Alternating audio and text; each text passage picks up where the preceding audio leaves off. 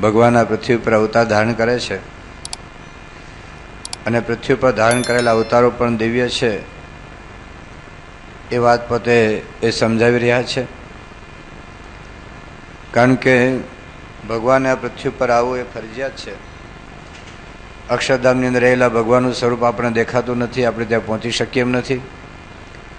અને અણુ અણુમાં જે ભગવાન રહ્યા છે એને પણ આપણે અનુભવી શકતા નથી. અને જ્યાં સુધી જીવ અને ભગવાનનો ભેટ ન થાય ત્યાં સુધી આ જીવનું કલ્યાણ થઈ શકે એવું નથી. એટલે ભગવાન આ પૃથ્વી પર આવે છે. પૃથ્વી પર આવે છે ત્યારે પોતાનું સમગ્ર ઐશ્વર્ય, સામર્થ્ય, શક્તિ, પ્રભાવ, તેજ એ દાબીને વર્તે છે.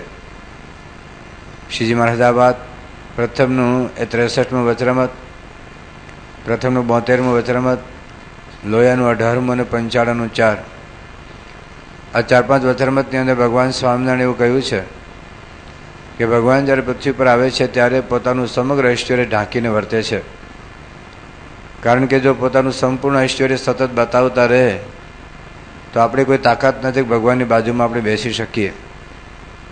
કારણ કે ભગવાન એક એક રોમને વિશે અનંત સૂર્ય અને પ્રકાશનું તેજ છે એટલું તેજ એક એક રોમને વિશે છે. એટલે આપણે જોઈ શકીએ એમ નથી, આપણું સામર્થ્ય નથી. ને એવા ભગવાન વિશે આપણને હેત પણ ન થાય. મહારાજે કહ્યું કે જેમ અર્જુનને ભગવાને વિશ્વ સ્વરૂપ બતાવ્યું તો અર્જુન એ પોતે સહન કરી શક્યા નથી. તો ફરી વખત અર્જુને કહ્યું ભગવાન તમારું જેવું મૂળ રૂપ હતું એ મૂળ તમે બતાવો, તો જ એ શાંતિ થાય, તો જ આપણને સાચો લાભ મળે. તો ભગવાન પોતા પાસે સમગ્ર ઐશ્વર્ય છે, સામર્થ્ય છે, છતાં ઢાંકીને વર્તે છે. અને આપણા જેવા જ વર્તે, અજ્ઞાની જેવા થઈને વર્તે કે જેથી કરીને ભગવાનના ભક્તોને આનંદ આવે. અને એવા જે અસુરો હોય, આસુરી તત્વો હોય, ભગવાનથી જે વિમુખ હોય એ લોકો તો ભગવાનનો અવગુણ એ લીધા જ કરે. પણ ભક્તોનો ધર્મ એ છે. શ્રીજી મહારાજે મધ્યના 10મા વચરામૃતમાં અને પ્રથમના 72મા વચરામૃતમાં આ વાત સમજાવી છે કે ભગવાન જ્યારે મનુષ્ય લોકમાં આવે છે ત્યારે મનુષ્ય જેવા ચરિત્ર કરે, પરંતુ એમાં દિવ્ય ભાવ રાખવો એ ભક્તનો ધર્મ છે. ભક્તના ઘણા બધા ધર્મ છે. બીડી ન પીવી, તમાકુ ન ખાવી, લાંચ ન લેવી, ચોરી ન કરવી, વ્યભિચાર ન કરવો, આવા ઘણા બધા નિયમો તો છે જ. પણ મોટા મોટો ધર્મ ભક્ત માટે એ છે કે ભગવાનના ચરિત્રમાં દિવ્ય ભાવ રાખવો એ. કારણ કે બીજા બધા સાત્વિક ધર્મો છે, જરૂરી છે, પાળવા જ જોઈએ. સાચો ભગવાનનો ભક્ત થાય તો નિયમ ધર્મ પાળે જ. પણ કદાચ આવા બધા ધર્મ પાળતો હોય પણ ભગવાનની અંદર જો અવગુણ લેતો હોય તો મહારાજ એને વિમુખ કહ્યો છે.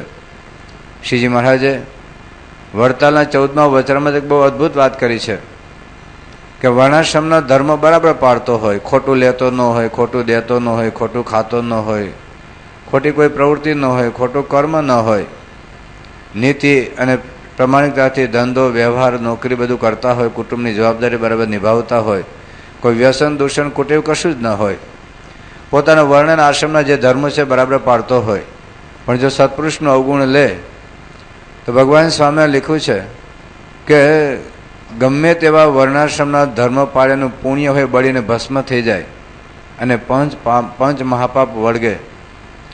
કારણ કે જે સત્પુરુષ છે, ભગવાનનું સ્વરૂપ છે, ભગવાન છે, એનો જો અવગુણ લે કે ભગવાન આમ નથી કરતા, પ્રમુખ સ્વામી બરાબર આમ નથી કરતા, બીજા બધા સાત્વિક ધર્મ એના જીવનમાં હોય, પણ જો અવગુણ એના જીવનમાં આવે તો બધું બળીને ભસ્મ થઈ જાય છે. શ્રીજી મહારાજે વડતાલના 12મા વચરામૃતમાં વાત કરી કે કદાચ પૂર્ણિમાના ચંદ્ર જેવો હોય, એટલે કે પૂર્ણ વિકાસ તેનો થઈ ગયેલો હોય આધ્યાત્મિક દ્રષ્ટિએ, પરંતુ ભગવાન અને સંતનો જો અવગુણ લે તો એ અમાવાસ્યા જેવો થઈ જાય. ઘણી વખત આપણને આપણી બુદ્ધિનો દોડ અને આપણી બુદ્ધિનું ડાપણ સૂચતું હોય, અને એમાં વિશેષ કરીને પોતે જે વર્તે છે એનો અહંકાર છે. આપણે જ્યારે બીજાનો અવગુણ આવે ને એવા જે મોટા પુરુષનો અવગુણ આવે એમાં આપણી સમજણનું આપણે ડાપણ હોય છે કે હું બરાબર કંઈક સમજું છું, હું અધ્યાત્મ માર્ગને કંઈક વ્યવસ્થિત સમજી ચૂક્યો છું, સાચી વાત મારા હાથમાં આવી છે. હવે એને કશી એકચ્યુઅલી ખબર કંઈ હોતી જ નથી. શાસ્ત્રનો કંઈ અભ્યાસ ન હોય, ભક્તોની સાધના કેવી છે, કોઈ સાધનાનો માર્ગ સમજેલો ન હોય. અને ખાસ કરીને આવા ભગવાન કે સંતની અંદર એ પોતાની બુદ્ધિનું ડાપણ વાપરીને અવગુણ લેતો હોય. શ્રીજી મહારાજ મધ્યના 53માં વચનમાં આ વાત કરી છે કે જીવને પોતાને તો કંઈ ખબર નથી પોતે કેવો છે. પોતે કામી હોય, ક્રોધી હોય, લોભી હોય, લંપટ જેવો જીવ હોય, પણ છતાં ભગવાન અને સંતની અંદર અવગુણ પરઠે એની મૂર્ખામી છે. ભગવાન તો અનંત કોટી બ્રહ્માંડનું સર્જન એ કરે છે. એને કોઈ જગતમાં મોહ નથી, જગતમાં આસક્તિ નથી. પણ આપણે જ્યારે બુદ્ધિનો ઉપયોગ કરીએ છીએ ને ત્યારે ભગવાનમાં આપણને મનુષ્ય ભાવ આવે. એક મુસાફર હતો, એ ઉનાળાની અંદર એક જગ્યાએથી બીજી જગ્યાએ જતા હતા, વચ્ચે તો થાક લાગ્યો. એટલે ઉનાળાને ગરમી હતી, એટલે એક વડલાના ઝાડ નીચે કે થોડી વાર આરામ કરું. તો વડલાના ઝાડ નીચે થેલી માથા નીચે રાખી અને આરામ કરતા હતા ને એમાં એક એને વિચાર આવી ગયો કે ભગવાનને કોઈ બુદ્ધિ જ નથી. ભગવાનમાં જરાય બુદ્ધિ નથી, ભગવાનને ભાન નથી પડતું. આટલો મોટો વડલો ને આટલું નાનું ટેટું આપ્યો એને. થોડીક તો બુદ્ધિનો ઉપયોગ કરવો જોઈએ ને. અને જે તરબૂચ હોય એને સાવ એના વહેલા કેટલા હાવ ઢીલા પહોંચાવે ને એટલું મોટું તરબૂચ આપ્યું. થોડીક મને પૂછીને કરતા હોય તો હું કંઈક એને ભગવાનને બુદ્ધિ આપું થોડીક. આટલો મોટો બદલો ને એટલું નાનું ટેટું અને આ વહેલા હાવ એવા અને એમાં એટલું મોટું તરબૂચ મૂક્યું. થોડું વિચાર હોવો જોઈએ કે નહીં? એમ કઈ વસ્તુની ક્યાં કેટલા યોગ્ય પ્રમાણમાં એને આપવું જોઈએ એટલો ખ્યાલ નહીં રહેતો. હવે આવો જ્યારે વિચાર કરે છે, ભગવાનમાં દોષ કાઢે છે, એ દરમિયાન થોડુંક પવન આવ્યો ને ટેટો પડ્યો અને કપાળ ઉપર પડ્યો, ઊંચેથી પડ્યો એટલે એટલું નાનું પડે તો કેવું આમ તમર ચડી જાય ને. અને બુદ્ધિ ઠેકાણે આવી કે સારું કર્યું, ઉપર જો તરબૂચ હોત તો શું થાત? એટલે ઊંચેથી જો તરબૂચ હોત અને પડત તો શું થાત? એટલે આપણને ઘણી વખત એવું લાગે કે ભગવાનને બુદ્ધિ નથી, કારણ કે આપણને થોડીક વધારે આપી દીધી ને એટલે ભગવાન ઓછી થઈ ગઈ. આપણામાં થોડી વધારે બુદ્ધિ ભગવાન આપી દીધી ને એટલે ભગવાનમાં ખૂટી ગઈ એવું લાગે. પણ ભગવાનને એવા ગુણાતીત સત્પુરુષ જે કાંઈ કરતા હોય આપણે સારા માટે કરતા હોય છે. પણ કહેવાનું તાત્પર્ય એટલું જ છે કે ભગવાન જ્યારે મનુષ્ય જેવા થાય છે ત્યારે મનુષ્ય ચરિત્ર કરવું એના માટે કમ્પલસરી છે. એ સિવાય આપણને સુખ આવે એવું નથી. જો ભગવાન પોતાના મોભામાં રહે, ખાલી રાજા રૂપે ભગવાન આવ્યા હતા શ્રી કૃષ્ણ ભગવાન, તોય પણ સુદામાને મળવું કેટલું કઠણ થઈ પડ્યું. આ તો ભગવાન દોડતા દોડતા આવ્યા. બાકી અત્યારે ધારો કે ભગવાન તમે રાજા રૂપે હોય, મુખ્યમંત્રી કે ગવર્નર અથવા તો ધારો કે પ્રમુખ સ્વામી ભારત દેશના રાષ્ટ્રપતિ હોય તો આપણે કેવી રીતે મળી શકીએ ને? પ્રમુખ સ્વામી ધારો કે ભારત દેશના રાષ્ટ્રપતિ હોય તો આપણે મળવું જ અઘરું પડે.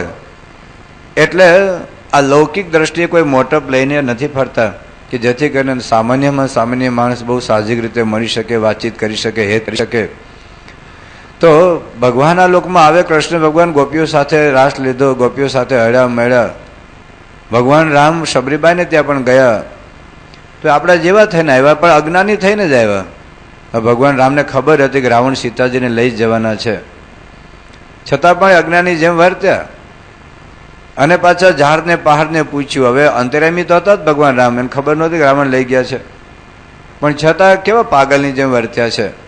એટલે એમાં જે ભક્તને મોહ ન થાય, ભક્તને આનંદ થાય કે વાહ ભગવાન કેવી અદભુત લીલા છે, ભક્તને આનંદ થાય. પણ જે વિમુખ હોય, જે પોતાની બુદ્ધિનું ડાપણ વાપરતો હોય, આને કે ભગવાન કહેવાય?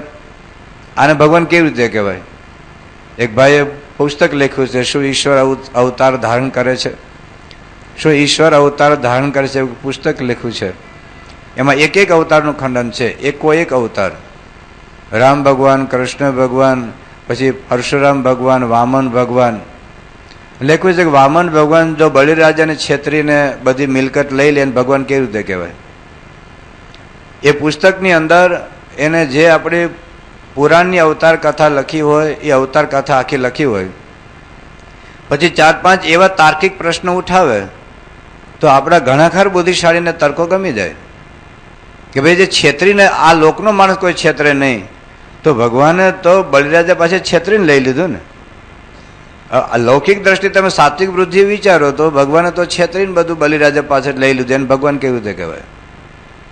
પછી પરશુરામે એ 21 વાર પૃથ્વીને તમે નક્ષત્રી કરી, આટલા બધા ક્ષત્રિયનો સંહાર કરી નાખ્યો એક પોતાના રાગદ્વેષને લીધે, એને ભગવાન કેવી રીતે કહેવાય? હવે નૃષિ ભગવાન અડધો માણસ ને અડધો ભગવાન એ પેદા જ ન થાય, કેવી રીતે થાય? અને થાંભલામાંથી અત્યાર સુધી કોઈ દિવસ કોઈ થાંભલામાંથી આવા ભગવાન કે આવી ચૈતન્ય વસ્તુ પ્રગટ થઈ છે? કેવી રીતે થાય? કૃષ્ણ ભગવાન 16,108 રાણી ને એક એકને 10-10 દીકરા ને એક દીકરી, આ શક્ય જ નથી. આ બધું અંબક છે બધું.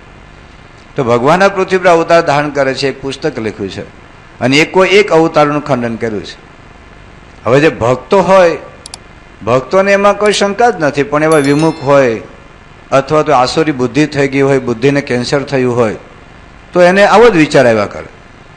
એનું વિચિત્ર જ ઊંધું જ હોય છે બધું. અને ખરેખર આશ્ચર્ય વાત છે કે આપણા લોકો જ આપણું ખનન કરે. ખરેખર જો સ્પષ્ટ વક્તા હોય અને ખરેખર સિદ્ધાંતવાદી હોય તો બાઇબલ કે કુરાન વિશે એક વાક્ય લખી જોઈએ. ચાલો, એક જ વાક્ય લખી જોઈએ. જો ખરેખર તાકાત હોય ને શૂરવીર હોય, ખરેખર શૂરવીર હોય ને સ્પષ્ટ વક્તા હોય, તો બધાનું લખવું જોઈએ ને. આપણે નથી કહેતા કે આપણું ન લખે, બધાનું લખો, પણ ના લખી જોઈએ, કારણ કે જીવતા રહેવું છે. તો હકીકતની અંદર આપણા જે હિન્દુ ભાઈઓ છે, એક વખત એક ભાઈ પુસ્તક લખ્યું છે કે ઋષિ મુનિઓ પણ માંસાહાર કરતા હતા. તો પ્રમુખ સાહેબ મારે ત્યાં મુંબઈ હતા, એટલે વાત કરી કે આવું એક પુસ્તક બહાર પડ્યું છે કે ઋષિ મુનિઓના વખતમાં બધા જૂના જૂના શાસ્ત્રો ખોલીને એક વાક્ય એવું બધું શોધી કાઢ્યું હશે.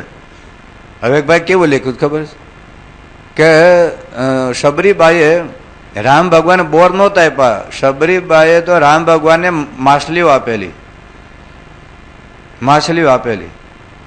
મૂળ વાલ્મીકી રામાયણમાં એવું છે કે પંપા સર્વના ફળ આપ્યા. પંપા સર્વના ફળ એટલે એનો અર્થ એવો કર્યો કે તમે સર્વના ફળ એટલે શું? માછલી. તો પંપા સર્વને કિનારે કાંઈ બોરડી ન હોય, અને બોરડી હોય તો એના ફળ ન હોય, પણ જેને બુદ્ધિને કેન્સર થયું હોય આવો જ અર્થઘટન કરે કે શબરીબાઈએ બોર આપ્યા જ નથી, શબરીબાઈએ તો માછલા જ આપ્યા. હવે જેને પોતાના કેટલી વિચિત્ર બુદ્ધિ છે, આખું પોતાની બુદ્ધિની રીતે ડાપણ કરીને આજની આપણી જે પેઢીમાં આપણા શાસ્ત્રો પ્રત્યેની શ્રદ્ધા ઉડાડી દે. પછી સ્વામી પાસે આ વાત નીકળી, સ્વામી કે બુદ્ધિનો કેટલો દુરુપયોગ છે. જે સમાજ જે આપણા શાસ્ત્રમાં કંઈક હશે, એ વખતે જે કંઈ હશે આપણે ખબર નથી પડતી, પણ જે સારું છે, રામનું કેવું ભવ્ય જીવન, તમે સીતાનું, લક્ષ્મણનું, ભરતનું, શ્રવણનું, તમે રંતિદેવ, આવા જે સારા ઉત્કૃષ્ટ જે પાત્રો છે એ પાત્રોને સમાજ સમક્ષ લાવવા જોઈએ. એવા નાના નાના પુસ્તકો લખીને આજના બાળકો, યુવાનો, કિશોરોને જે મદદરૂપ થાય, જે પ્રેરણારૂપ થાય, એના જીવન ઘડતરમાં, કૌટુંબિક જીવનમાં, સામાજિક જીવનમાં આવું કંઈક બહાર પાડવું જોઈએ. હવે આ તો પોતે જે માંસ ખાય છે એ માંસને ટેકો આપવા માટે આવું બધું શોધી કાઢે. પણ એ ધારો કે કદાચ કોઈ ઋષિમુનિએ ખાધું હોય, પણ એના એ વખતે કયો દુકાળ હતો, શું પ્રશ્ન હતો. તમે વિશ્વામિત્રે પણ એક વખત માંસ ખાધો, પણ કેવા સંજોગો હતા, 12 વર્ષનો દુકાળ હતો અને કેવા સંજોગોની આખો એ આપણે જોઈએ નહીં.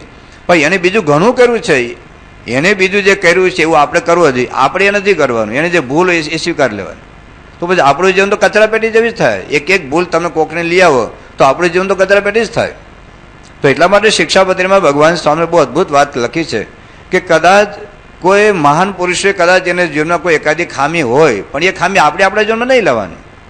એમાંથી જે અનંત ગુણો હોય એ નહીં લે. આજે રામ ભગવાન પાસે કેટલા ગુણો છે, પણ તો એ નહીં લે. રામ ભગવાન પણ શિકાર કરવા જતા તો એ ઉઠીને પોતે શિકાર કરવું પડશે. પણ રામ ભગવાન એક જ પત્ની રાખતા, તું 7-8 આટા મારે. તો આપણે જે ભગવાન પાસે છે, રામ ભગવાન એક જ ખાલી ભગવાનના એના પિતાશ્રીના વચનથી જંગલમાં જતા રહ્યા, તો કેવા એક દિવ્ય પાત્રો હતા એનો વિચાર નહીં કરીએ. જે એને અને એ વખતના સંજોગો જુદા છે, એ સંજોગોમાં એને શા માટે કર્યું છે એ કંઈ આપણે કલ્પી શકીએ એમ નથી. પણ આપણે જે બુદ્ધિવાદીઓ છે એ રામાયણનું ખનન કરે, ભાગવતનું ખનન કરે, મહાભારતનું ખનન કરે, ઉપનિષદનું ખનન કરે, વેદોનું ખનન કરે, આપણા અવતારોનું ખનન કરે, આપણા મંદિરનું ખનન કરે, આપણા સંતોનું ખનન કરે, અને આપણા લોકો કોઈ પણ જાતનો સ્વતંત્ર પોતાની બુદ્ધિથી વિચાર નથી કરતા, પોતાની બુદ્ધિથી વિચાર નથી કરતા. અને આવું બધું જે બધું વાંચતા હોય, લખતા હોય, એમાં પછી આપણે બધું એવું મગજમાં ભરાય છે. પેલા મેક્સ મુલરે એને એના પત્નીને પત્ર લખ્યો છે. મેક્સ મુલરે એ ભારતની આવીને એને વેદોનો અભ્યાસ કર્યો, પોતે સંસ્કૃત ભણ્યા, સંસ્કૃત ભણીને પોતે જર્મન બહુ મોટો તત્વચિંતક હતો. ભારતમાં આવીને સંસ્કૃત ભણ્યા, સંસ્કૃત ભણીને વેદોનું એને ભાષાંતર કર્યું. અને એના પત્નીને એણે લખ્યું છે કે મેં વેદોને એવું ભાષાંતર કર્યું છે કે ભવિષ્યની અંદર હિન્દુ પ્રજા જો મારું ભાષાંતર વાંચશે તો એને વેદો પર શ્રદ્ધા નહીં રહે. આ લોકો કેવા વિચિત્ર અર્થઘટન કરે. તમને ખબર પડે કે રામ ભગવાને 3 પત્ની હતા. રામ ભગવાને એક પત્ની હતા, વાત જ ખોટી છે. આ ઇતિહાસકારો આવું સંશોધન કરે. કયા 3 પત્ની? એક તો જાનકી, બીજા વૈદેહી, અને ત્રીજા પત્ની નામ હતા સીતાજી. તો સીતાજી, જાનકીજી અને વૈદેહી 3 પત્ની હતા. હવે આ 3 નામ એક છે, જુદા જુદા છે? એક જ છે.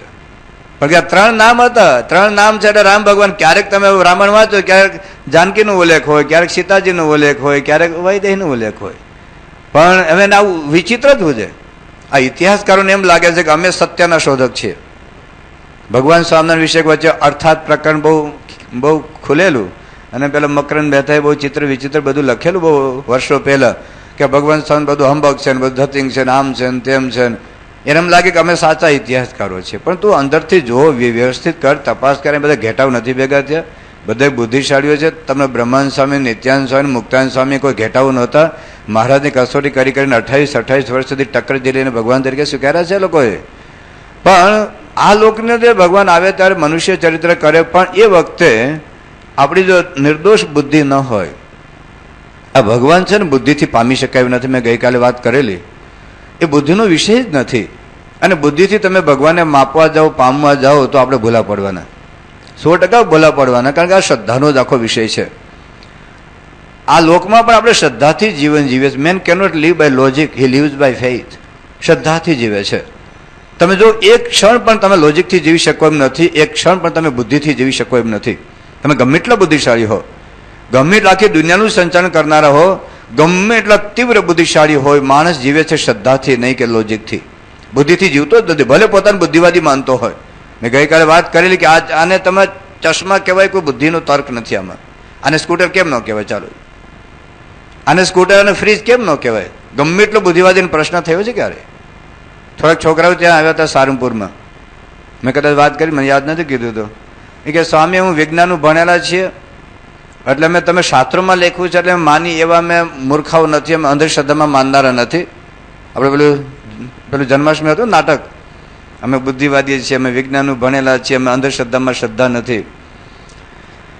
એટલે મને કહે કે અમે વિજ્ઞાનનું ભણેલા છીએ એટલે શાસ્ત્રમાં લખવું જોઈએ છે, એટલે કે ભગવાન છે અને ભગવાન ભજવા જોઈએ અને આ સ્વર્ગ નરક છે એવું અમે માનીએ નહીં, અમને બુદ્ધિથી સમજાવો. કારણ કે અમે વિજ્ઞાનનું ભણેલા છીએ, અંધશ્રદ્ધામાં માનવા વાળા ન હોય. મેં બરાબર છે, ચાલો બેહો.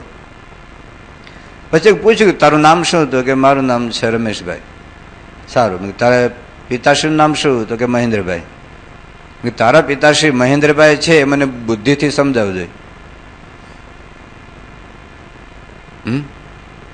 તમારા પિતાશ્રી મહેન્દ્રભાઈ છે એ મને બુદ્ધિથી સમજાવજો. કયું લોજિક છે, કયો તર્ક છે? તારા પિતાશ્રી મહેન્દ્રભાઈ છે અને કિશોરભાઈ નથી એવું તને કોને કહ્યું? કે મારા મમ્મીએ. તે તારા મમ્મીને જયારે કીધું કે આ તારા પપ્પા છે ત્યારે તેવું કીધેલું કે મમ્મી મને બુદ્ધિથી સમજાવ મારા પપ્પા મહેન્દ્રભાઈ કેમ છે? એ બુદ્ધિનો વિષય છે. ધારો કે ભારતના 1 લાખ વકીલ અને 1 લાખ ન્યાયાધીશ, સુપ્રીમ કોર્ટના, હાઈકોર્ટના ન્યાયાધીશ ભેગા થાય અને એમ નક્કી કરે કે તારા પિતાશ્રી મહેન્દ્રભાઈ નથી પણ કિશોરભાઈ છે, અને તારી મમ્મી સાવ અભણ આદિવાસી ગામડે બાઈ હોય ને એમ કે તારા પપ્પા એ મહેન્દ્રભાઈ છે, તો કોનું માને? હા, કોનું માનીએ? કેમ? પેલા લાખ વકીલો બુદ્ધિશાળી છે ને, તરથી અને સાબિત કરી દે ને. ઘણી વખત કોર્ટમાં લગ્ન જુદા હોય ને બાળક બીજાનું હોય, ખબર? એ મમ્મીને જ ખબર હોય. એટલે આ બુદ્ધિનો વિષય નથી, એ શ્રદ્ધાનો વિષય છે. વચનમાં વિશ્વાસ મૂકવો જ પડે છે. આપણે જયારે શીખીએ ત્યારે આ એ કેમ છે ને બી કેમ નથી, આને ક કેમ કહેવાય ને ખ કેમ ન કહેવાય. અહીં બેઠા છો, આ પંખો ઉપર નહીં પડે, કયું લોજિક છે? તમે શ્રદ્ધાથી બેઠા છો ને. આ ઉપર પંખો નહીં પડે ને કોઈ લોજિક ખરું? હા, આ એલોજન નીચે નહીં પડે કોઈ ખાતરી ખરી? શ્રદ્ધાથી જ બેઠા છો. રાત્રે હોય જાય કોઈ ચપ્પો નહીં મારીને કોઈ ખાતરી કરી? હા, શ્રદ્ધાથી જ. મેં ગઈકાલે વાત કરી, આપણે કદાચ નળ ખોલીને એસિડ નહીં નીકળે, કઈ ખાતરી છે? તમને કોઈ ખાવા આપે ને ઝેર નહીં નીકળે, કઈ ખાતરી છે? શ્રદ્ધાથી ખાઈએ છીએ, શ્રદ્ધાથી પીવો છો. બસમાં બેસો ને એક્સિડન્ટ નહીં થાય, કયું લોજિક છે? તમે પ્લેનમાં બેસો ને એક્સિડન્ટ નહીં થાય, કયું લોજિક છે? દરરોજ એવરેજ 1 પ્લેન આખી દુનિયામાં તૂટે છે. ગયા વર્ષે ભારતમાં 60,000 માણસો રોડ ઉપર અકસ્માતમાં મૃત્યુ પામેલા છે, છતાં આપણે બસમાં બેસીએ છીએ કે નહીં? ધંધામાં ખોટ નહીં જાય, કયું લોજિક છે? તમે અભ્યાસ કરો કદાચ તમે નાપાસ નહીં થાવ, કયું લોજિક છે? દીકરો થાય ને દીકરો મરી નહીં જાય, કયું લોજિક છે? તમે જેની લગ્ન કરો અને છૂટાછેડા નહીં લે, કયું લોજિક છે? જેની લગ્ન કરો એજ નહીં થયો ને કયું લોજિક છે? ભવિષ્યમાં એજ નહીં થાય, કયું લોજિક છે? શ્રદ્ધાથી. એક ક્ષણ માણસ શ્રદ્ધા વગર જીવી શકતો નથી. ગમે એટલું બુદ્ધિશાળી હોય, ગમે એટલું બુદ્ધિશાળી હોય, શ્રદ્ધાથી માણસ જીવે છે. તો આ લોકની વ્યક્તિમાં તમે છાપામાં આવે કે ભાઈ ચીનમાં ભૂકંપ થયો, તમે જોવા ગયા છો? તમે માની લો કે નહીં? છાપામાં મારું ઘણી તો 70% ખોટું હોય. બોલો, હાવ અંબગ જ હોય છે, સાવ અંબગ હોય છે. છતાં ઘણી વખત આપણે છાપામાં વિશ્વાસ છે, તો રામાયણમાં વિશ્વાસ નથી, તો મહાભારતમાં વિશ્વાસ નથી, તો શાસ્ત્રમાં વિશ્વાસ નથી, તો વચનામૃતમાં વિશ્વાસ નથી, તો રાખવો જ પડે. અને એ લોકો ક્યાં કોઈ રોયલ્ટી માટે લેખો લખ્યા છે? એને કઈ 200-500 રૂપિયા માટે લેખો લખ્યા નથી. એ તો જંગલમાં રહેતા હતા, કઈ જોતું નહોતું. એને પોતા નામે લખ્યું નથી. મેં તો મારા પુસ્તકમાં નામે લખ્યું છે સાધુ બ્રહ્મ દર્શનદાસ વચનામૃત રહે છે 1, 2, 3. તો રામાયણમાં વાલ્મીકી નામે નથી લખ્યું, કોકી કીધું કે વાલ્મીકી બનાવ્યું છે. તુલસીદાસે પોતાની સિગ્નેચર કરી જ નથી એ તુલસીદાસ રામાયણમાં. વ્યાસ ભગવાન 18 પુરાણમાં ક્યાંય પોતાનું નામ લખ્યું નથી. એ તો લોકોએ માન્યું છે કે વ્યાસ ભગવાને ગ્રંથો લખ્યા છે, પોતાની સિગ્નેચર કરી નથી. એને કાંઈ રોયલ્ટી નથી જોતી, એને કાંઈ લાખો રૂપિયા કમાણી નહોતી કરી. જંગલમાં રહેતા હતા, કંદમૂળ ખાઈને રહેતા હતા. પણ સમગ્ર માનવ જાતના હિત માટે એને જે લખ્યું છે, તો આપણે થોડીક બુદ્ધિના ડોળ મૂકી દેવાના. આ ભગવાન સંતના વચનમાં વિશ્વાસ રાખવાનો છે. આ શ્રદ્ધાનો વિષય છે. ગમે એટલી બુદ્ધિ પાવરફુલ હોય ને ના જોઈ શકે. આંખ ગમે એટલી પાવરફુલ હોય તો શબ્દ ના સાંભળાય. કાન ગમે એટલો પાવરફુલ હોય ને તો રૂપ ના જોવાય. તમારું થર્મોમીટર ગમે એટલું પાવરફુલ હોય તો થર્મોમીટરથી તમારું વજન ના મપાય. એ થર્મોમીટરનું સાધન એ જુદું છે, એ ટેમ્પરેચર માપવા માટેનું એનું એમ મર્યાદા છે. એમ શરીરનું વજન માપવાનું સાધન એ વજન્યું છે, બીજું મશીન છે. એમ ભગવાનને માપવાનું સાધન બુદ્ધિ નથી. બુદ્ધિની બહુ જ મર્યાદા છે, બહુ લિમિટેશન છે. લૌકિક વસ્તુ, માઇક વસ્તુ પણ સમજાતી નથી. ફેક્ટ સમજાતું નથી મને, હજુ કોમ્પ્યુટર સમજાતું નથી, કેલ્ક્યુલેટર સમજાતું નથી. 5 × 5 થાય એટલે 25 થયું, કેલ્ક્યુલેટર કોણ સમજાવે છે? હવે બધી મને સિસ્ટમ ખબર છે, પણ તારું ભેજામાં બેસતું નથી. તો વૈજ્ઞાનિકે શોધેલી વસ્તુ આપણને ભેજામાં ના બેસતી હોય તો પછી આ ભગવાનની ક્યાંથી વાત સમજાય? પણ બુદ્ધિના દોડ મૂકીને ભગવાનના પૃથ્વી પર આવે છે ત્યારે દિવ્ય છે, નિર્દોષ છે. તો એ ભગવાન સ્વામિનારાયણ વચનામૃતની અંદર વારંવાર વાત કરી કે કૃષ્ણ ભગવાનમાં ઘણા મનુષ્ય ભાવ આવ્યો. એ પરીક્ષિત રાજાને પોતાનો મનુષ્ય ભાવ આવ્યો, પણ સુખદેવજીને સમજાયું કે ભગવાનના લોકમાં આવે છે, એને કોઈ આસક્તિ નથી, કોઈ વાસના નથી. એ જો ભક્તોના સુખ આપવા માટે એમના બધા ચરિત્ર હોય છે. તો રામ ભગવાનના પણ ચરિત્ર એવા દિવ્ય હતા. તો ભગવાન સ્વામિનારાયણ આ પૃથ્વી પર આવ્યા. ભગવાન સ્વામિનારાયણ પણ અનેક પ્રકારના મનુષ્ય ચરિત્રો કર્યા છે. પણ એમાં જે ભક્તો હતા, અને ભક્તો એટલે કે મૂર્ખાઓ નહોતા, બુદ્ધિહીન નહોતા, ઘેટાઓ નહોતા. આ તમારા બ્રહ્માનંદ સ્વામી, નિત્યાનંદ સ્વામી, બધા જ શાસ્ત્રોનો અભ્યાસ હતો. અને એ વખતે બધા બ્રાહ્મણો લોકો, બધા જે વિદ્વાનો કહેતા કે સ્વામિનારાયણ તો બધાનું એક તો સુખ હતી કે આ સ્વામિનારાયણ નવું તૂત ક્યાંથી આવ્યું? તો સ્વામિનારાયણ સંપ્રદાય શાસ્ત્રોક્ત છે, સાબિત કરી બતાવો. અને પછી મહારાજ જયારે નિત્યાનંદ સ્વામી મોકલે અને સામેવાળાને ખબર પડે કે નિત્યાનંદ સ્વામી આવ્યા છે, ભાગી જાય બધા. કે નિત્યાનંદ સ્વામી જેવા એવા વિદ્વાન હતા. એક ગાડાની અંદર એના પુસ્તકો હોય બધા, અને એક ગાડામાં પોતે શરીર સ્થૂળ હતું એટલે એક ગાડામાં પોતે બે ગાડા જાય.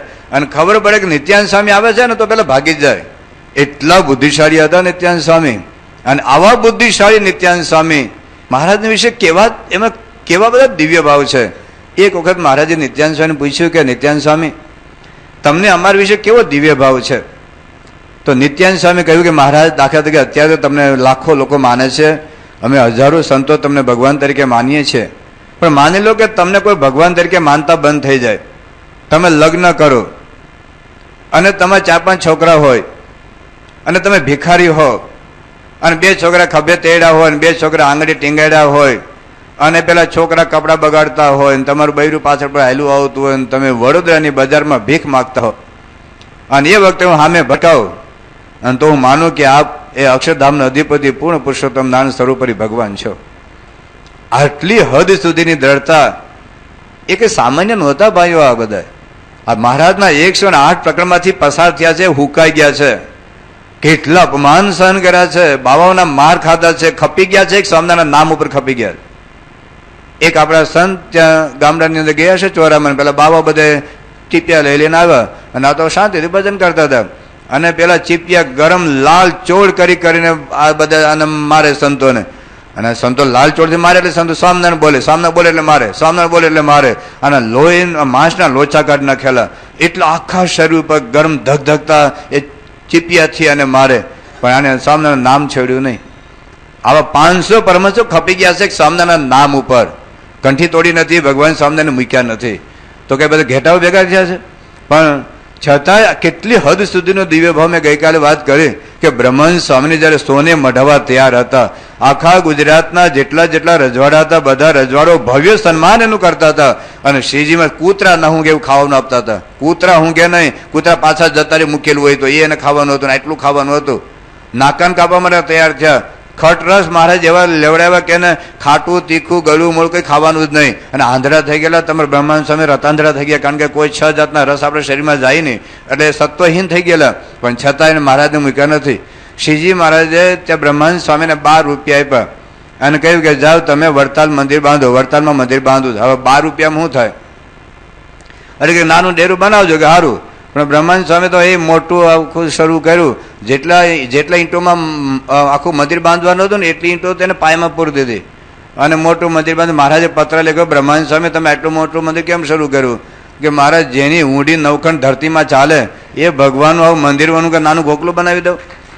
અને પછી તો મંદિર જબરજસ્ત મોટું બનાવ્યું. ત્યાં પ્રતિષ્ઠા થઈને પ્રતિષ્ઠામાં કેટલાક લોકો પાછા હોય ને બધા મન દુખ્યા, એ મન દુખે મહારાજને ફરિયાદ કરી કે બ્રહ્માંડ સ્વામી એના નાતીલા બધા આવે છે ને ખવડાવે છે ને પીવડાવે છે અને બધું મંદિર બધું બેડ્યું દેશે. મહારાજ કે બ્રહ્માંડ સ્વામી હાલો અમારે ભેગા.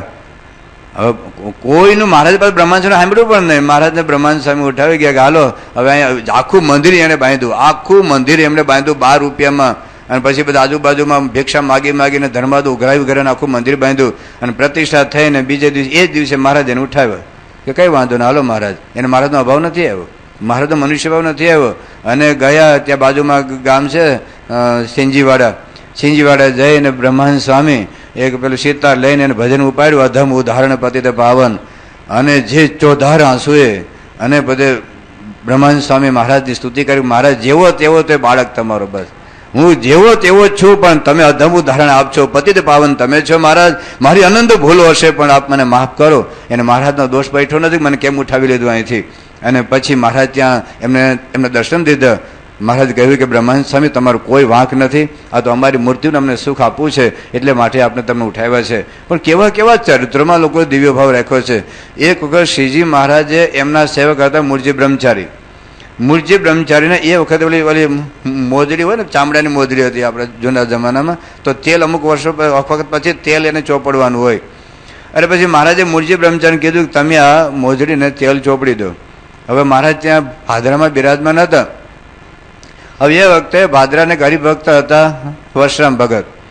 એને મૂળજી બ્રહ્મચારી કહ્યું કે તમે તો દરરોજ મહારાજની સેવા કરો છો, તો એકાદ દિવસ અમને સેવા કરવાની તક આપો ને. તમે તો દરરોજ કરો છો, રાત દાડો તમે મહારાજ ભેગા જ રહ્યો છો, એકાદ વખત તમને બહુ આગ્રહ કર્યો સારું ત્યારે તમે તેલ ચોપડો. હવે એમાં મહારાજ નીકળ્યા. મહારાજ કે આ કોની મોજડી? કે મહારાજ આપની છે. કે તમને આ તેલ હોપડાનું કોને હોય? કે અમે મૂળજી બ્રહ્મચારીને વિનંતી કરી, પ્રાર્થના કરી કે ભાઈ તમે તો દરરોજ સેવા કરો છો, અમને આટલી મહારાજની સેવા આપો. કે એમ? કે મૂળજી બ્રહ્મચારી આપે તો કે સારું. મહારાજ મૂળજી બ્રહ્મચારીને બોલાવ્યા. મહારાજ કે જાઓ વિમુખ, અમને છોડીને જતા રહો.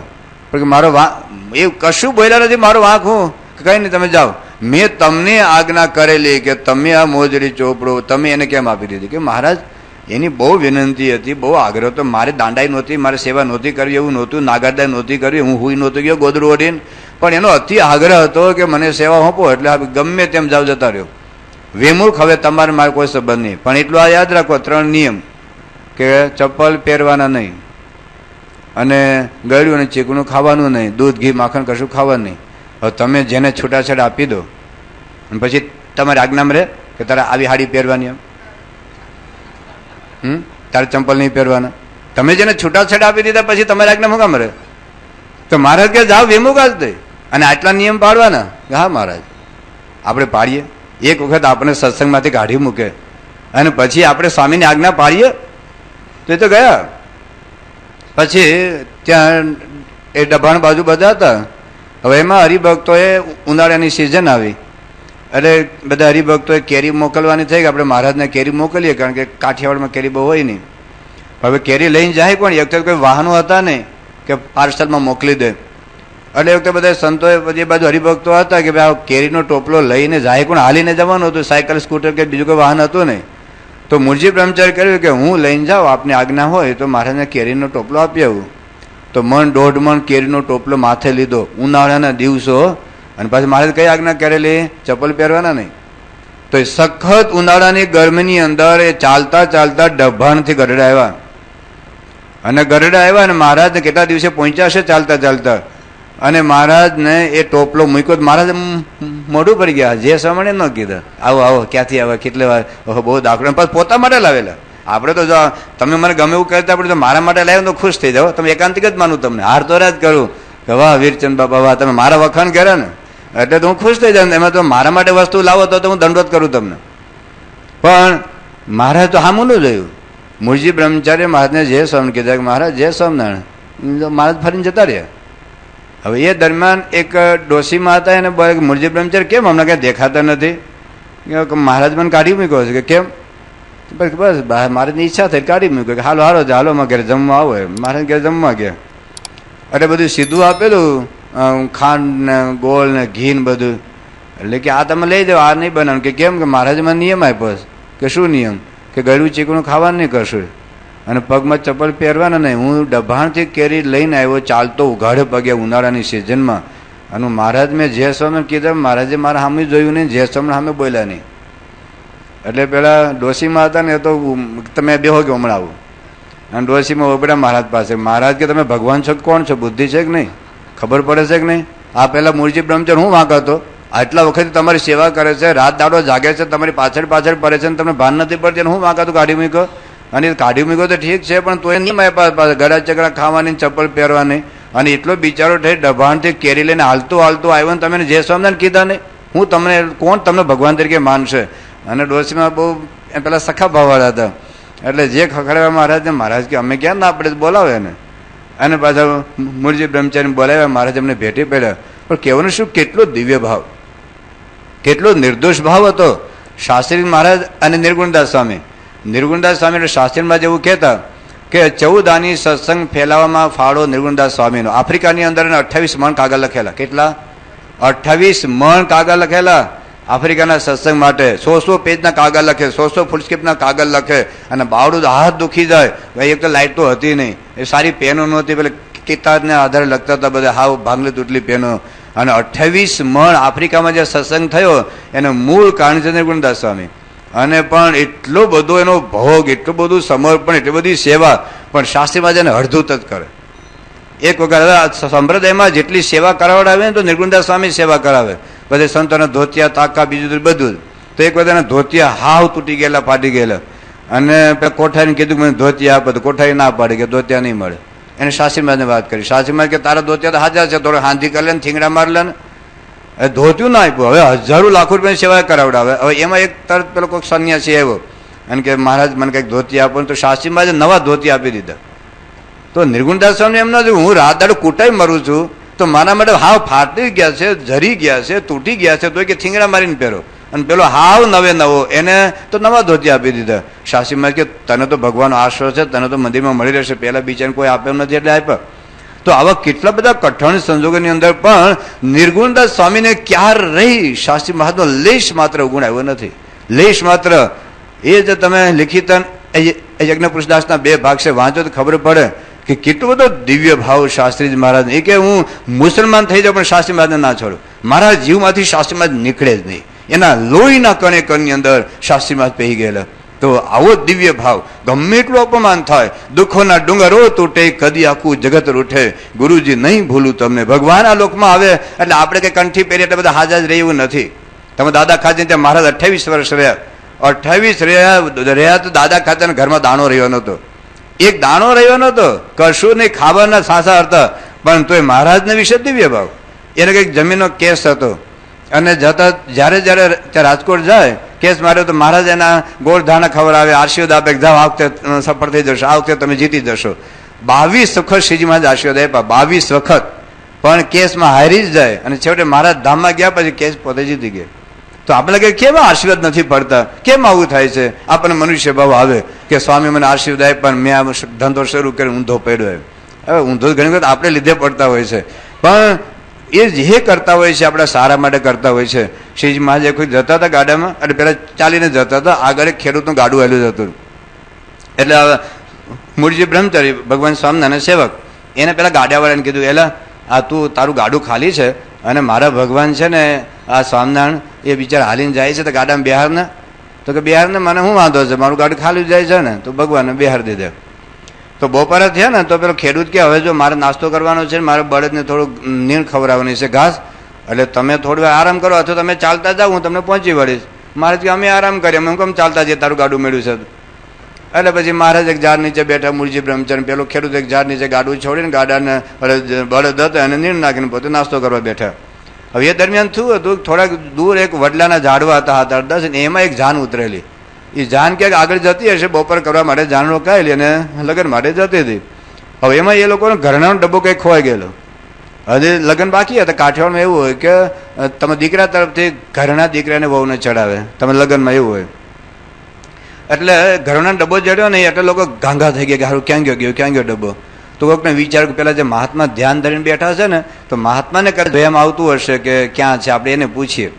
એટલે લોકો દોડતા આવ્યા, 4-5 જણા બધા જુવાનિયા અને શીજભાઈને પૂછ્યું કે હે મહારાજ, તમે મહાત્મા છો, તમને તો બધું દેખાય, તો આમાં ઘરણાનો ડબ્બો કોક લઈ ગયું છે ને ક્યાંક પડી ગયો છે, તમને દેખાય છે? અમારે લગ્ન બાકી છે, હાજી અમે ત્યાં રાત્રે લગ્ન છે ને દીકરાને વહુને આ ઘરણા ચડાવવાના છે, અને અત્યારે તો અમે ઘરનો ડબ્બાનો ખોવાઈ ગયો છે, તમને ક્યાં દેખાવામાં આવે છે? ક્યાં ગયો, ક્યાં હેઠો પડી ગયો છે, કોને લીધો છે? તો મહારાજ કે હા મને દેખાય છે સાક્ષાત. તો કોને મહારાજ? કોને? કે પેલો ગાડાવાળો છે ને એ લઈ ગયો. હવે તો આ તો કે તો પછી બધા જુવાની ગયા ગાડાવાળો પાસે પેલો નાસ્તો કરતો ત્યાં, અને કે શું છે? ઘરણા ડબ્બો લાવ. કયો ઘરણા ડબ્બો? કે તું લઈ ગયો છે? ક્યાંથી લીધો છે? અરે રસ્તામાં પડી ગયો તો અમારે જે લગ્નમાં આપવાના છે, લાવ ઘરનો ડબ્બો લાવ. પણ મારી પાસે છે જ નહીં. તમે કયા રસ્તે ચાલે મને ખબર નથી, હું જુદા રસ્તે આવ્યો છું, તમે ક્યાંથી આવ્યા મને કંઈ ખબર જ નથી.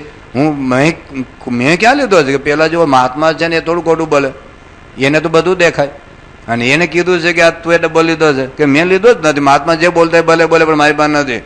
અને પછી તો જે બધા ધમધામાં જુવાની હતા, બધા તાજું લોહી હતું, લાડવા ખાધેલા બરાબરના, અને જે માર્યો 15 મિનિટ સુધી એવો ધમધમ આવ્યો ને. હવે એ મારતા હતા ને એ દરમિયાન એ લોકો પેલા ગાડાવાળા તો શોધતા તો ખરા જ, એમાં ગાડલાના કઈ પડ નીચે કે ગોદડા નીચે કંઈક આવી ગયેલો ને એ લોકોને મળી ગયો ડબ્બો, અને કે આવતા રહ્યો કે ડબ્બો મળી ગયો. એટલે આનંદ કઈ પડી નહોતી, એ લોકો ભાગીને જતા રહ્યા, જાન આગળ ગઈ. હવે આ પેલો આમ અધમુઆ જેવા થઈ ગયેલા, પછી તો આગળ તો જવાનું જ હતું. એટલે ગાડું જોડીને હાલતો જઈને પેલા મૂળજી બ્રહ્મચર્ય ગયેલા, તારે ભગવાન કે હાલ હવે ગાડામાં બેસીને જઈએ. તો મારે ગાડામાં બેહાર્યા. પછી પેલા ખેડૂતે પૂછ્યું સ્વામિનારાયણ ભગવાનને કે હું તો અભણ છું, તમારો આશ્રિત નથી, પણ મને તમે ભગવાન છો એ મને ખબર નથી. આ તો તમારો ચેલો એવું કહે છે કે અમારો ભગવાન છે, પણ હું ગામડાનો અભણ માણસ, મને એટલી તો ખબર છે કે ભગવાન ક્યારેક ખોટું કરે નહીં. મને બીજા કોઈ શાસ્ત્રનું જ્ઞાન નથી, પણ મને એટલી તો ખબર છે કે ભગવાન ક્યારેક ખોટું કરે નહીં. તો તમે મને જે માર ખવડાવ્યો, તમને તો ખબર જ હતી કે મેં ઘરનો ડબ્બો લીધો નથી. આપણે એ રસ્તે મેં ક્યારેક ગાડું હેઠું ઉતરીને ડબ્બો લઈ લીધું એ તમે જોયું નથી, અને પેલી જાન તો બીજા રસ્તેથી આવેલી, આપણે ઘરનો ડબ્બો ક્યાં ભેગો થાય? છતાં તમે કીધું કે આ ગાડાવાળો ડબ્બો લઈ ગયો છે, મને આ માર ખવડાવ્યો, એ તો સારું થયું કે એને મળી ગયું નથી, આ લોકો મને મારી નાખત. તો તમે મને આવું કેમ કર્યું? એમ મહારાજ કે તે મને ગાડામાં બેહાર્યો તો મારે તારું સારું કરવું જોઈએ ને. કે આ સારું કર્યું કહેવાય? આ તો એને ડબ્બો ના મળ્યો તો મારે તો છોતા કાઢ નાખાતા લોકો, મારા બૈરામાં મારા વગર રહી જતા, છોકરા મારા વગર રહી જાત. તમે શું સારું કર્યું? તો શ્રીજી મહારાજ કે જો તારે અને જે જાનૈયાના જે માણસો હતા એને 7 જન્મનું વેર હતું. એ વેર પૂરું કરવા માટે તારે 7 જન્મ લેવા પડે. તમે કર્મ સિદ્ધાંતનું પુસ્તક વાંચજો, એમાં કર્મનો સિદ્ધાંત છે. ઘણી વખત આપણા પત્ની વિચિત્ર ભટકાય શું કામે? એ વેર લેવા જ આવ્યા હોય. ગયા વખતે તમે હેરાન કર્યા, આ વખતે તમને હેરાન કરે. ઘણી વખત દીકરો વિચિત્ર ભટકાય, તમે હારા હો સંસ્કારીઓ, પણ દીકરો એવો માથાનો ભટકાય ને, કારણ ગયા વખતે તમે એને હેરાન કર્યા હતા. એટલે આ તો કર્મનો સિદ્ધાંત છે, તો વારા પછી વારો ને મેં પછી ગારો, એ રેવા જ કરવાનું છે. તો ભગવાન સ્વામીને કહ્યું કે તારે ને એને 7 જન્મનું વેર હતું, એ વેર પૂરું કરવા માટે તારે 7 જન્મો લેવા ન પડે, નહીં તો તારે 7 જન્મ લેવા પડે. એ 7 જન્મ તારે લેવા ન પડે એટલા માટે 15 મિનિટ માર ખાવરે ને તારે 7 જન્મ મેં કાઢી નાખ્યા. હવે આ કેને ખબર પડે? કોઈ હવે આ કઈ લેબોરેટરીમાં સાબિત કરી શકે? આ કોઈ વૈજ્ઞાનિકો સાબિત કરી શકે? આ વિજ્ઞાનનો વિષય જ નથી ભાઈ, આ બુદ્ધિનો વિષય નથી, શ્રદ્ધાનો વિષય છે. શાસ્ત્રી મહારાજ વખતમાં એ ગાનાના હરિભક્ત હતા, અતિશય બીમાર, એટલા બધા રીબાય, એટલા બધા પીડાય, અને એને ખૂબ સેવા ખૂબ કરેલી. શાસ્ત્રી મહારાજની આમ તન મન ધનથી સેવા કરેલી, છતાં એટલા ભયંકર બીમાર. તો બીજા હરિભક્તોએ શાસ્ત્રી મહારાજને વિનંતી કરી કે સ્વામી આનું દુઃખ અમારાથી સહન થતું નથી, આપ ગમે તેમ કરીને આના રોગ મટાડો અથવા ધામા લઈ જાઓ. તો શાસ્ત્રી મહારાજ એક વાત કરી કે રોગ મટાડો તો ચપટીનું કામ છે, પરંતુ એને 17 જન્મ લેવા પડશે. એ 17 જન્મ લેવા ન પડે તો 17 જન્મનું દુઃખ હું 17 દિવસ સુધી રોગમાં અતિશય પીડા વેઠાવીને 17 જન્મ કાઢી નાખીશ, અને 17 દિવસ સુધી એને દુઃખ ભોગવવા પડશે, અને 18મે દિવસે મહારાજને ધામમાં લઈ જશે. અને 17 દિવસ સુધી એને એટલું ભયંકર દુઃખ પડ્યું, અને શાસ્ત્રી મહારાજના વચન પ્રમાણે 18મે દિવસે ધામમાં ગયા. તો એને 17 જન્મનું દુઃખ એક 17 દિવસ દુઃખ ભોગવાવીને કાઢી નાખ્યું. એ આપણને ખબર નથી પડતી. આ ભગવાન છે, આ તો ગુણાતી સત્પુરુષ છે, એ ભૂત ભવિષ્ય ત્રણેયનું જાણતા હોય. એટલે ઘણી વખત આપણા જીવનમાં જે દુઃખ આવે છે, દુઃખ આવે એ દુઃખમાં હારી નહીં જાઓ. ઘણી વખત આ બધા મારી પાસે એટલા બધા પ્રશ્નો આવ્યા છે, તેનો જવાબ આપતા તમને કેટલા દિવસો લાગેવા છે. હા, ઘણાને દીકરાનો પ્રશ્ન છે, પત્નીનો પ્રશ્ન છે, પતિનો પ્રશ્ન છે, આવું કેમ થાય છે, આવું કેમ છે. એ હવે એ સંસ્કારને લીધે ભેગા થયા છે. પણ આપણી શ્રદ્ધા એ છે કે આપણે ઘણી જીવનમાં અનંત વખત પ્રશ્નો થાય. કેટલી વખત તમને લગ્ન થાય, છૂટાછેડા થાય, દીકરાને છૂટાછેડા થાય, દીકરીના છૂટાછેડા થાય, પોતાના થાય, કે આવું કેમ થાય છે, આવું કેમ થાય છે, થાય. પણ આપણે શ્રદ્ધા રાખીને, વિશ્વાસ રાખીને સારું પાત્ર શોધીને વ્યવસ્થિત ઠેકાણે પડે તો વાંધો ન આવે. પણ છતાંય પ્રશ્નો થઈ આવવાના, એમાં હિંમત હારવાની, જિંદગી ક્યારે ટૂંકાવાની નહીં. ગમે તેવા દુઃખો આવે તો આપઘાત કરવો એ કોઈ દુઃખનો અંત નથી. આપઘાત એ દુઃખનો અંત નથી. તમને એવું લાગે કે મેં આ જિંદગી ટૂંકાવી દીધી, પણ આવતી જેમને કાગડા, કૂતરા, ગધેડા ગુણ છે જ. 84 લાખ જાતની યોની છે. કોઈકને 20 વર્ષની જેલ હોય અને 10 વર્ષે ધારો કે ભાગી જાય, તો તમે એમ માનો છો કે જેલ ઓછી થઈ ગઈ? એ જો એને પકડશે તો જેલમાં તો પૂરી દેશે ને જે ભાગી ગયો એની પાછી સજા થશે, તો 5 વર્ષ જેલના વધશે, 5 વર્ષ જેલના વધશે.